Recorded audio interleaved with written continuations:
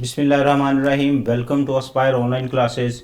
Dear aspirants, मैं उम्मीद करता हूँ आप लोग घरों में खैर वफ़ियत से हैं और अपनी स्टडीज़ को एंजॉय कर रहे हैं। फर्स्ट ईयर की बुक चैप्टर नंबर 4 में आज लेक्चर नंबर 33, जिसमें हम कंटिन्यू करेंगे हमारा वो जो प्रीवियस पार्ट था, how system is use in education. उसका पार्ट 1 आप लोगों ने ऑलरेडी डिस्कस कर लिया, CBT जिसको हम कंप्यूटर बेस्ड ट्रेनिंग कहते हैं। आज हम डिस्कस करेंगे इसका पार्ट 2 जिसको हम कंप्यूटर एडेड लर्निंग कहते हैं, विच इज़ कॉल्ड कैल। ठीक है, जैसे कैड कैम आप लोगों ने पढ़ा, उसी तरह ये कैल कंप्यूटर एडेड लर्निंग भी उसी की एक टर्म है। इसको कंप्यूटर एडेड लर्निंग भी कहते हैं, कंप्यूटर असिस्टेड लर्निंग भी कहते हैं। मतलब आप लोगों को ऑलरेडी मैंने ये टर्म समझा दी थी कि बाय यूजिंग कंप्यूटर आप कोई वर्क परफॉर्म करते हैं तो उसमें ये वर्ड जो है वो आएगा।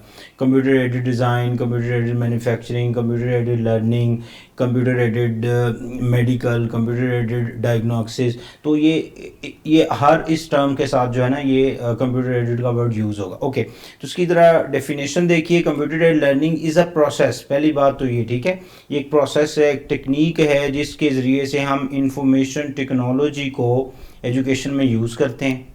ओके, उसके बाद teachers can reduce their lectures presentation time due to information technology.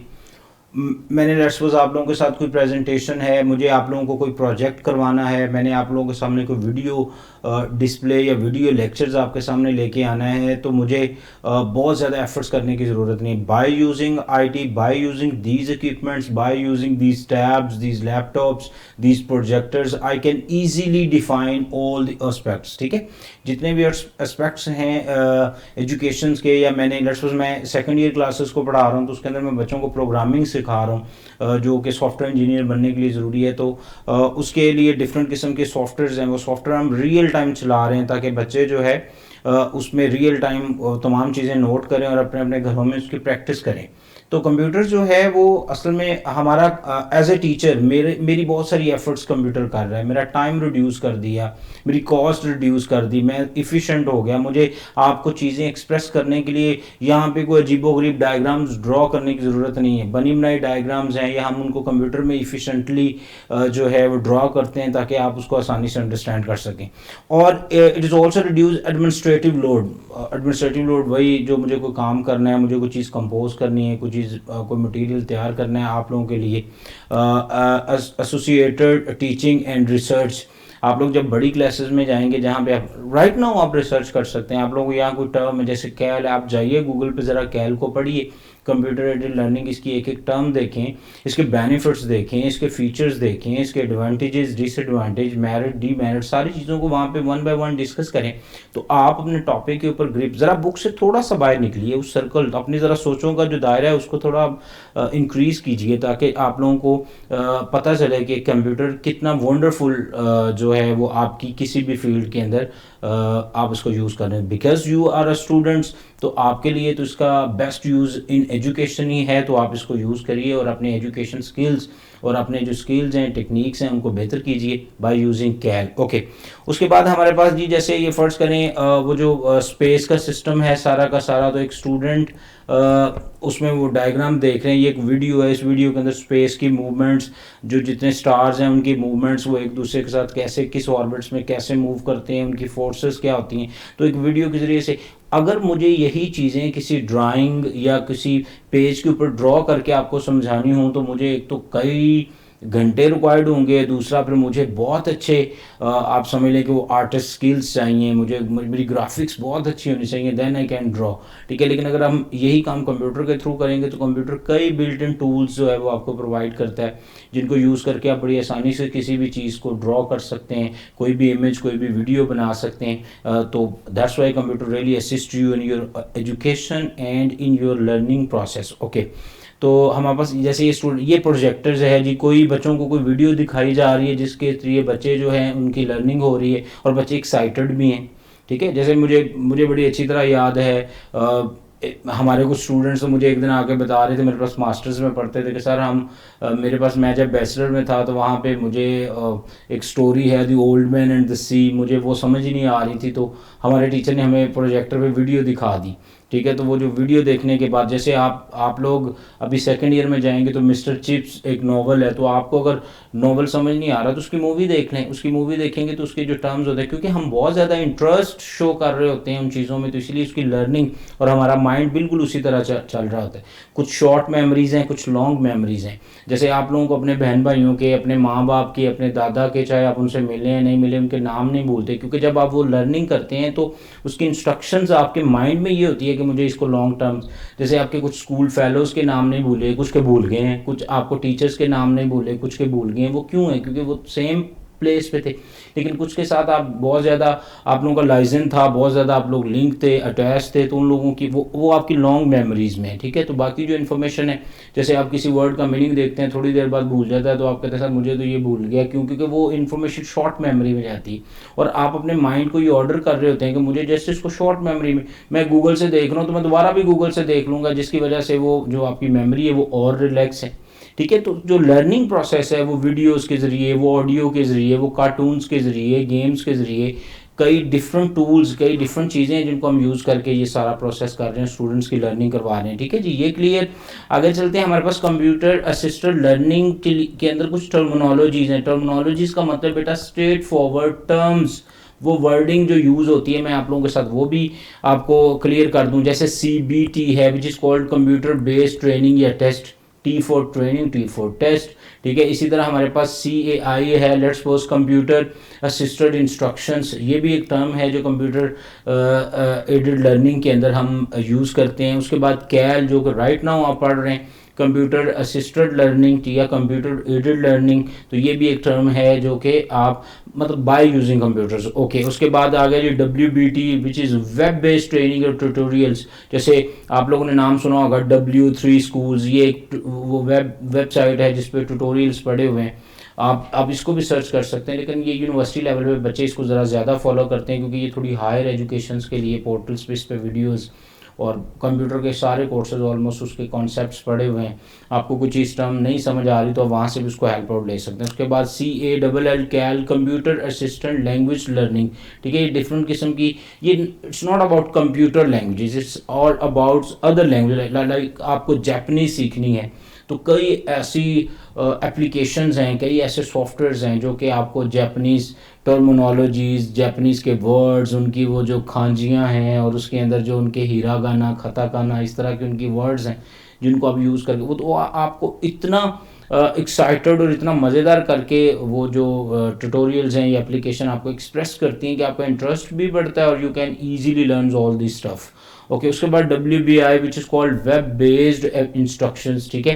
Website based instructions होगी, which is almost a textuals graphics, textuals paragraph about your tutorial, about your topics. ठीक है। तो ये कुछ टर्म्स हैं जो कि कंप्यूटर एडेड लर्निंग के अंदर यूज़ होती हैं। नेक्स्ट पेज पे चलते हैं जी। उसके बाद हमारे पास है जी एनालॉग मटेरियल जो होता है, ये जितना आपका स्टफ़ है इसको हम डिजिटल में कैसे कन्वर्ट करते हैं। तो below are some order recording formats and the digital format that can convert to. ठीक है। हमारे पास कुछ यहाँ पे ऐसे फॉर्मेट्स भी हैं जिनमें आपका एनालॉग जो डेटा होता है उसको आप डिजिटल में कन्वर्ट कर सकते हैं। मतलब लेट्स सपोज आप लोगों के पास एक वो कैसेट है या टेप, कैसेट टेप, जिसका यहाँ पे पहले यहाँ पे नंबर लगा हुआ है, नंबर 1 के ऊपर जो है, आप अब इसके अंदर जितना वो साउंड होता है, वो जो पुरानी टेक्नोलॉजी है जिसमें डेटा आता है, ये सारा ऑडियो फॉर्मेट्स में होता है, लेकिन आप इसको कन्वर्ट कर सकते हैं किसमें, CD, कम्पैक्ट डिस्क, MP3 वगैरह के अंदर। ठीक है।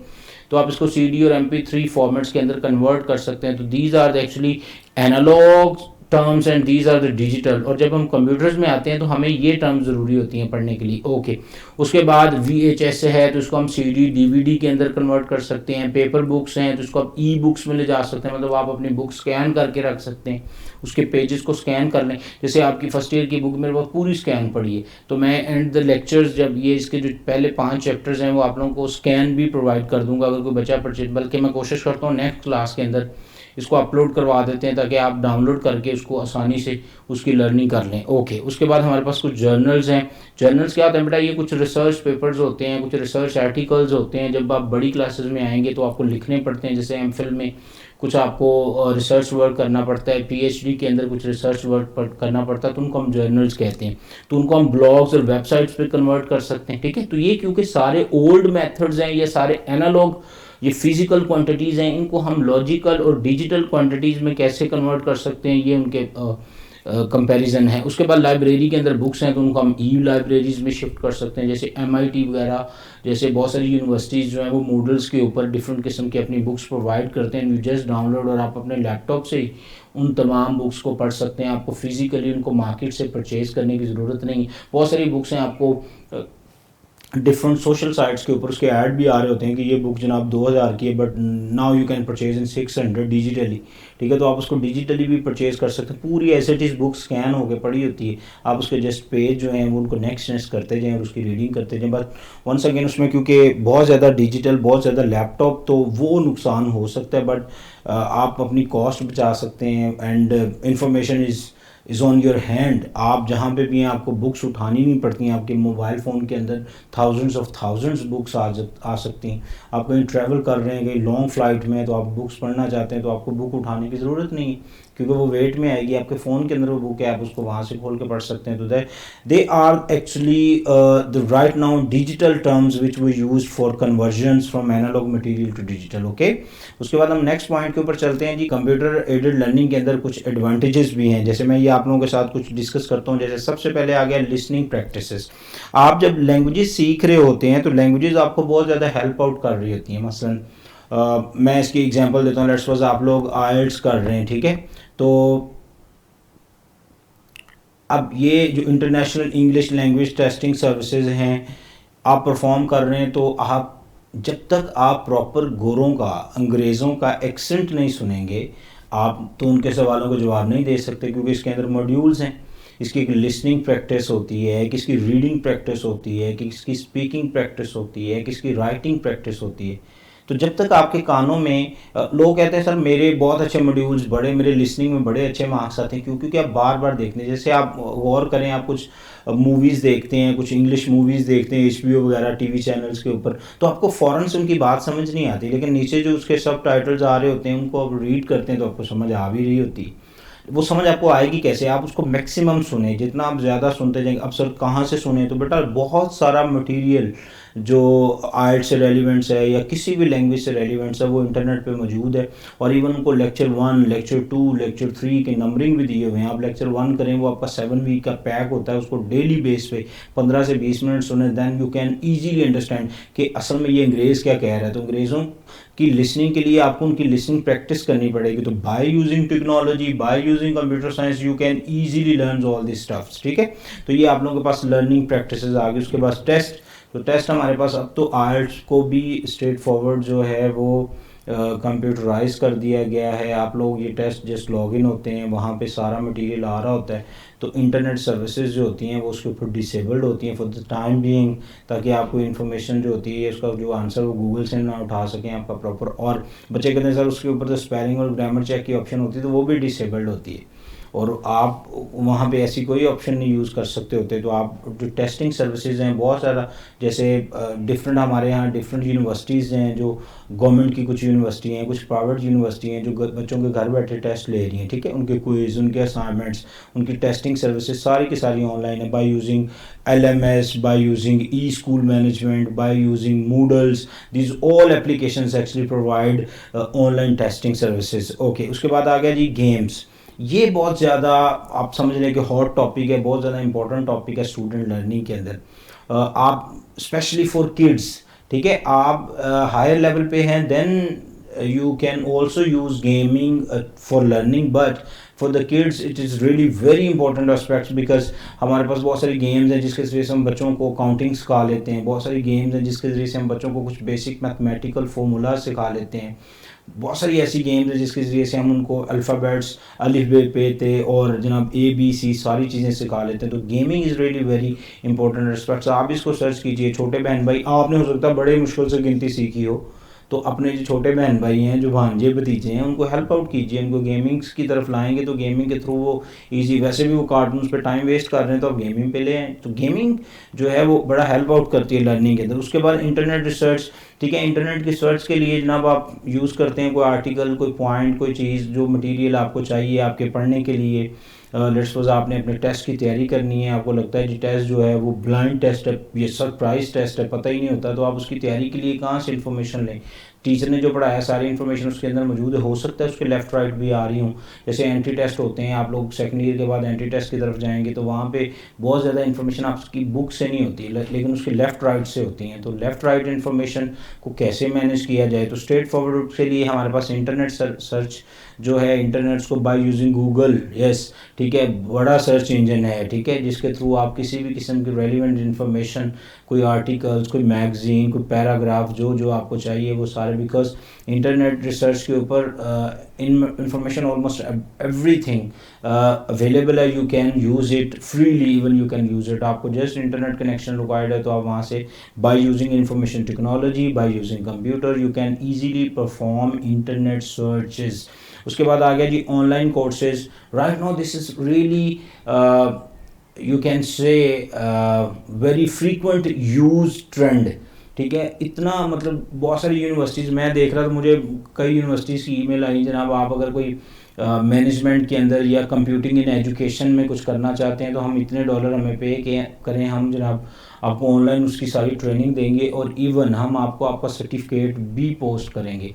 तो ऑनलाइन कोर्सेज जो हैं, अब राइट नाउ आप ऑनलाइन कोर्सेज ले रहे हैं, ठीक है, तो ये ऑनलाइन आपने अपने टेस्ट भी ऑनलाइन दिए। तो ऑनलाइन कोर्सेज में मतलब जो मटेरियल आप क्लासरूम्स के अंदर जाके रिसीव करते थे, वहाँ से गेन करते थे, राइट नाउ वो सारा का सारा मटेरियल आपके पास ऑनलाइन पड़ा है और आप उसको वहाँ से आसानी से एक्सेस कर सकते हैं। बट आप अगर गौर करें तो ये आम क्लासरूम से ज़्यादा एफिशिएंट है, ज़्यादा अच्छा है कि आपको कोई वीडियो एक्सप्रेस हो रही हैं, कोई ऑडियो एक्सप्रेस हो रही हैं, कुछ इमेजेस एक्सप्रेस हो रही हैं। हमारे तमाम क्लासरूम्स के अंदर प्रोजेक्टर लगे हुए हैं, लेकिन हर कॉलेज, हर इंस्टीट्यूट के अंदर ऐसा नहीं होता, ठीक है, कि प्रोजेक्टर के ऊपर एक्सप्रेस कर दी जाए। हम तो अपनी बच्चों को क्लास के अंदर दिखा देते हैं प्रोजेक्टर के through, but every college, every school can not provide project. लाखों में होते हैं प्रोजेक्टर्स, तो हर 20 कमरे तो 20 लाख के प्रोजेक्टर्स लगाने पड़ेंगे, which is really very highly costed और हाई कॉस्ट, दैट्स वाई लोग इसको यूज़ नहीं करते। तो ऑनलाइन कोर्सेज जो है is efficient way to learning और आप इसके थ्रू अपने सर्टिफिकेट्स और वो चीज़ें भी रिसीव कर सकते हैं। ओके, नेक्स्ट पॉइंट पे चलते हैं। तो ये मेरे पास ये how digital game based learning and training in education, ठीक है। तो आप लोगों के सामने डिफरेंट किस्म की ये टॉपिक है, आप ये समझ लें कि मेरी तरफ से आपको होम बेस्ड असाइनमेंट है, ठीक है। आपने इसको घर में करना है कि जनाब ये काम है क्या, ठीक है, गेमिंग में हम कैसे कर सकते हैं। तो मैं आप लोगों का जब टेस्ट लूँगा मैं कोशिश करूँगा उसके अंदर कोई 1-2 MCQs इसमें से इंसर्ट करूँ ताकि आप मेरे इन सवालों का जवाब दे सकें। होप सो आप लोगों को ये जो हमारे पास कंप्यूटर बेस्ड ट्रेनिंग है, कंप्यूटर एडेड लर्निंग है, ये क्लियर होगी। तो मैं रिकॉल करूँगा जस्ट 2 मिनट्स के अंदर हमारा पिछला लेक्चर्स भी और ये वाला भी, ठीक है। तो एक हमारा लेक्चर ये था जिसमें हमने लेक्चर 32 में हमने देखा था how system use in education part 1, जिसके अंदर हमने पढ़ा कंप्यूटर बेस्ड ट्रेनिंग। ये आपकी बुक के ऊपर भी ऐसी है, ठीक है। तो ये वो है जिसमें पीपल्स डिफरेंट प्रोग्राम्स के थ्रू लर्निंग कर सकते हैं। उसमें मैंने उसके कुछ benefits, flexibility according to your needs, वो सारी चीज़ें डिस्कस की थी ताकि आप इजीली जो है इन चीज़ों को अंडरस्टैंड कर सकें। उसके बाद मैंने कुछ आपके साथ सॉफ्टवेयर भी शेयर किए थे जिन सॉफ्टवेयर के थ्रू आप लर्निंग कर सकते हैं, जो आपको हेल्प आउट करते हैं। ये सारे वो सॉफ्टवेयर्स हैं। और उसके बाद मैंने इसके कुछ एडवांटेज बताए कंप्यूटर बेस्ड ट्रेनिंग के, ठीक है। तो ये भी कुछ उसके एडवांटेजेस थे जिसको हम यूटिलाइज कर सकते हैं। फिर लेक्चर 33 में हमने सिस्टम एजुकेशन, इसका वो जो सिस्टम इन एजुकेशन पार्ट 1 था, ये पार्ट 2 है। इसके अंदर हमने लर्निंग पढ़ी। लर्निंग के साथ साथ मैंने आपको बताया कि वीडियो कैसे काम कर सकती हैं, हम स्टूडेंट्स की लर्निंग, उनका इंटरेस्ट और उनको चीज़ें ईजीली डिजिटली कैसे एक्सप्रेस कर सकते हैं, ये हो गया। उसके बाद मैंने आपको बेसिक टर्मिनोलॉजीज जो कि यूज़ होंगी, जो कि फर्दर आप पढ़ेंगे जब, तो उसके अंदर आपको यूज़ करनी पड़ेंगी, वो सारी टर्मिनोलॉजीज क्लियर की। प्लस मैंने बताया कि जो पुराना ओल्ड फॉर्मेट्स था जिसमें हम डेटा होल्ड करते थे वो क्या था, और ये जो न्यू डिजिटल फॉर्मेट्स हैं ये क्या है, ये कैसे डेटा होल्ड करते हैं। उसके बाद कुछ advantages of computer aided learning या कंप्यूटर असिस्टेड लर्निंग, तो वो भी आप लोगों के सामने। लिसनिंग प्रैक्टिस आप कर सकते हैं, रीडिंग प्रैक्टिस कर सकते हैं, राइटिंग प्रैक्टिस कर सकते हैं, ठीक है। स्पीकिंग प्रैक्टिस, आप कंप्यूटर के साथ बात करेंगे, कंप्यूटर आपकी बात सुनेगा, आपको एक्सप्रेस करेगा, आपको जवाब देगा। बोर हो रहे हैं, चैट कर सकते हैं। तो कई ऐसी एप्लीकेशन है जो आपसे आपके इंटरेस्ट के मुताबिक बातें भी करती हैं। टेस्ट है, गेम्स है, इंटरनेट सर्चेज है, ऑनलाइन कोर्सेज है, और ये गेम्स का एजुकेशन के अंदर ये आपके लिए असाइनमेंट्स है। आपने इस आर्टिकल्स को ज़रूर पढ़ना है। होप्स आप लोगों को ये टॉपिक जो एजुकेशन के अंदर कंप्यूटर का यूज़ है ये क्लियर हो गया होगा। अपना बहुत सारा ख्याल रखिए। अल्लाह हाफिज़।